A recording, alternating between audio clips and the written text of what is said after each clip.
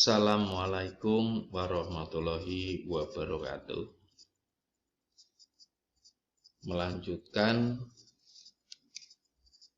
informasi instrumen akreditasi Puskesmas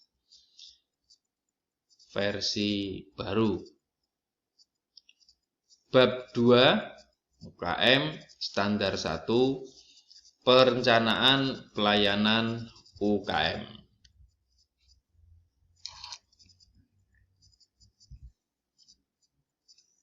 Seperti biasanya, struktur organisasi penanggung jawab bab 2 untuk memudahkan teman-teman di Puskesmas untuk membuat bagan semacam ini. Penanggung jawab bab 2 dan ada 8 penanggung jawab standar dan seterusnya. Bab 2 UKM terdiri dari 8 standar. Kita akan membahas bab 2 standar 1, yaitu perencanaan pelayanan UKM. Bab 2 standar 1 ini nanti akan membahas 3 kriteria. Namun kita akan menjelaskan ini dulu. Bab 2 standar 1 perencanaan pelayanan UKM.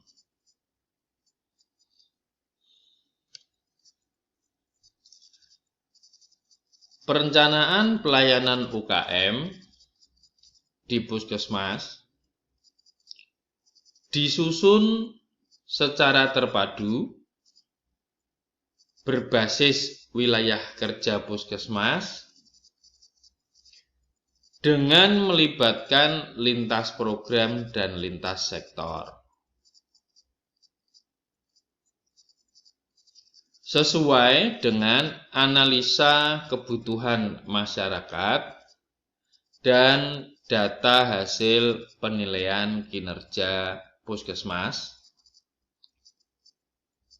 termasuk memperhatikan hasil pelaksanaan PIS-PK, Program Indonesia Sehat dengan pendekatan keluarga, dan capaian target standar pelayanan minimal kabupaten.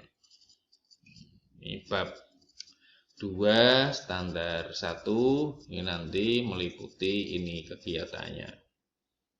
Ada lintas program, lintas sektor, identifikasi kebutuhan masyarakat, dan data hasil kinerja Puskesmas setahun yang lalu.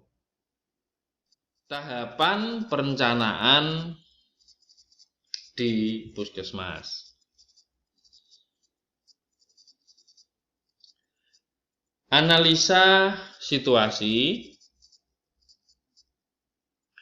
antara lain hasil evaluasi kinerja pelayanan dan mutu. Misalnya INM, Indikator Nasional Mutu. Kemudian hasil kebutuhan dan harapan masyarakat. Kemudian capaian PIS-PK. Ini analisa situasi. Dianalisis dengan masalah-masalah yang ada di Puskesmas, yaitu kinerja pelayanan dan kinerja mutu, kebutuhan dan harapan masyarakat, kemudian PIS-PK. Ditambah dengan IKH, PIS-PK, capaian kinerja UKM. Ini dibahas, kemudian diambil skala prioritas. Kira-kira mana saja yang akan mampu secara biaya maupun kebutuhan bisa dilakukan atau direncanakan kegiatannya. Nah, skala prioritas ini dicapai dengan melakukan RCA basic, root cause analysis basic. Dari RCA basic ini nanti akan menemukan problem-problem yang ada sekaligus menemukan solusi bagaimana apa yang akan dilakukan oleh puskesmas. Setelah muncul solusi, maka direncanakan. Rencana ini diambil dari Renstra 5 tahun juga, dituangkan dalam RUK, rencana usulan kegiatan.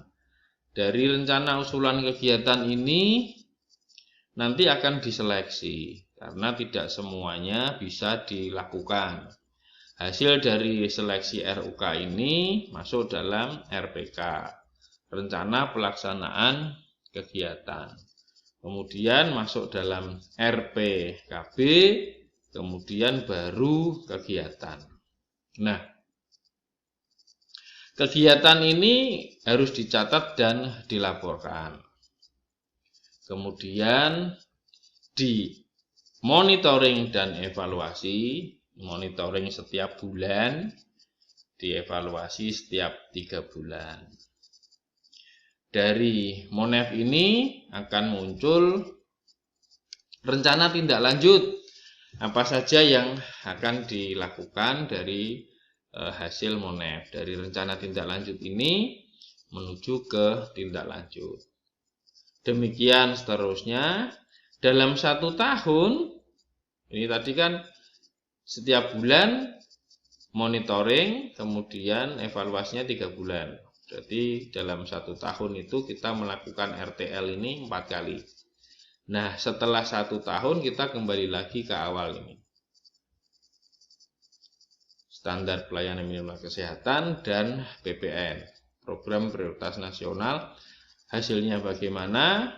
Kita analisis situasi lagi, kemudian masalah lagi, terus demikian siklus ini. Perencanaan pelayanan UKM bab 2 standar 1 terdiri dari 3 kriteria.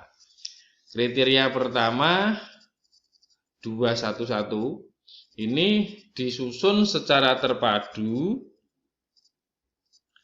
pelayanan UKM di puskesmas dengan melibatkan lintas program dan lintas sektor sesuai dengan analisa kebutuhan dan harapan masyarakat dan hasil penilaian kinerja puskesmas yang berdasarkan PIS-PK dan SPM.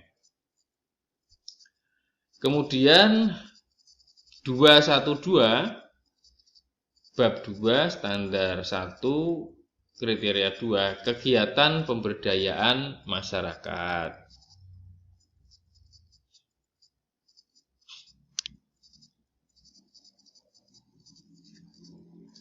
213